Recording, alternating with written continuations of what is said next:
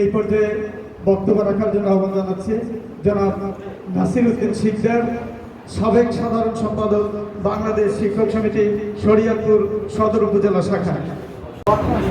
বিসমিল্লাহির রহমানির রহিম। সম্মানিত উপস্থিতি, আসসালামু আলাইকুম। শিক্ষকতার পেশার এবং শিক্ষকতার জীবনের শেষ ফসল আজকে আমরা দেখতে পাচ্ছি এবং আমার সমবয়সী যারা আছে এরা অপেক্ষমান আছে। তো এই যে বিশ্ব শিক্ষক দিবস উপলক্ষে এবং অবসরপ্রাপ্ত শিক্ষকদের সংবর্ধনা অনুষ্ঠান আয়োজনে আজকে আমাদের বাংলাদেশ শিক্ষক সমিতি শরীয়তপুর সদর উপজেলা, আমরা আর কিছু করতে পারি না, কমপক্ষে একজন শিক্ষককে সংবর্ধনা দিতে পারতেছি সম্মিলিতভাবে। এটা আমি অত্যন্ত আনন্দিত এবং গর্বিত, কারণ এটা বিগত দিনে ছিল না। যার যার বিদ্যালয় থেকে সে কতটুকু পেয়েছে না পেয়েছে তা জানি না, তবে বাংলাদেশ শিক্ষক সমিতি কর্তৃক এইভাবে আমরা একেবারে টপ টু বটম সকল শিক্ষক কর্মচারীদেরকে কখনো সংবর্ধনা দিতে পারি নাই। সম্ভবত এই বছর থেকে শুরু হয়েছে এবং আজকে প্রথম। তো আমি শিক্ষকতার কথা বলবো, সেটা হচ্ছে যে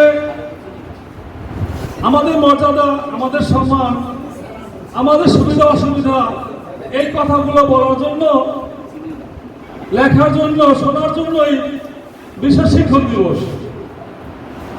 তো সেই বিশ্ব শিক্ষক দিবসে আমি সকল শিক্ষকদের প্রতি করজোরে মিনতি করব যে আমরা কমপক্ষে কেউ আমাদেরকে সম্মান করুক আর না করুক, আমরা নিজেরা নিজেদেরকে যেন ভুলে না যাই, আরেকজন শিক্ষককে যেন অপমান অপদস্থ করতে না হয় বা না দেখি, বা দেখলে যেন আমি সেটা বাধা দেই, বাধা প্রদান করার চেষ্টা করি কমপক্ষে। তা না হলে পরে বর্তমান যে পরিবেশ পরিস্থিতি চলতেছে, আমাদের মান সম্মান কিন্তু থাকবে না। অতএব আমি আবারও বলবো, আর কেউ আমাদেরকে সম্মান করুক সে না করুক, কমপক্ষে আমি যেন আমার শিক্ষক ভাইকে, আমার শিক্ষক দোস্তকে, আমার শিক্ষক বন্ধুকে সম্মান করা শিখি, সম্মান করিয়া দেখাই। আজকে আমি এখানে, আমার শিক্ষাগুরু এখানে উপস্থিত নেই, যাদের সাথে বাংলাদেশ শিক্ষক সমিতি শুরু করেছিলাম তাদের অনেকে এখানে উপস্থিত নেই, হয়তো বা দু একজন মারাও গেছেন। তার মধ্যে আমার চলার পথে আমার পদ পদবীর জন্য যিনি সবচেয়ে বেশি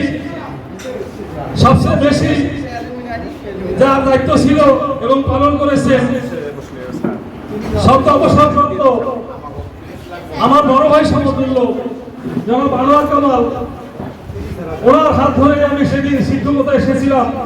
আমার পদ পদবী জন্য উনি আপনার চেষ্টা করেছিল, যখন যেখানে আমার যা কিছু লাগছে উনি আমার জন্য আপনার চেষ্টা করেছে।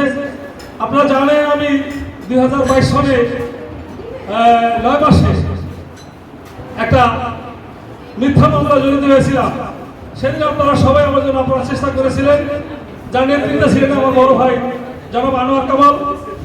আমি আশা করব আগামী দিনেও আমার কোনো শিক্ষক ভাই যখন যেখানে যে কোনো বিপদে পড়বে, আমরা যেন সবাই ঝাঁপিয়ে পড়ি, আমরা যেন আমার শিক্ষক ভাইয়ের সম্মানের জন্য চেষ্টা করি, এর জন্য কোথাও কখনো বিচ্যুতি না হয়। বাংলাদেশ শিক্ষক সমিতির পক্ষ থেকে আমার এই অনুরোধ আপনাদের কাছে রইল। যেহেতু সবাই সংক্ষিপ্ত, আমি আর কথা বলবো না। সকলের প্রতি আমার সালাম, আসসালামু আলাইকুম ওয়া রাহমাতুল্লাহি ওয়া বারাকাতুহু।